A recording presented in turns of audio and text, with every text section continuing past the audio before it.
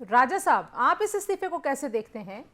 जैसे मैं कह रही हूँ कि सुप्रीम कोर्ट का चीफ जस्टिस बनना, मुल्क का चीफ जस्टिस बनना, मतलब वो सुप्रीम कोर्ट के चीफ जस्टिस नहीं होते, मुल्क के चीफ जस्टिस होते हैं, तो ये एक तो बहुत बड़ा एजाज़ है। और 10 महीने बाद मुतवक्के तौर पर उन्होंने चीफ जस्टिस होना था एजाजुल एहसन साहब ने।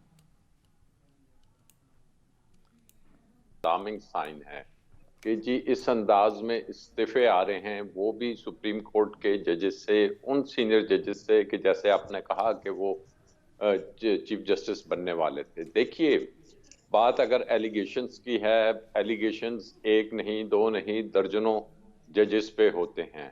और एलिगेशंस अगर सुप्रीम जुडिशल काउंसिल में आते हैं तो एक तो उस काउंसिल को चाहिए कि उसमें पिक एंड चूज ना हो।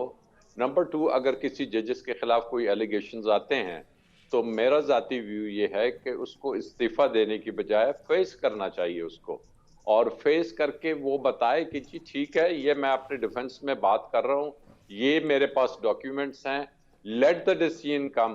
जब आप खुद अदालतों में फैसले करते रहे तो फिर फैसलों से घबराते क्यों हैं?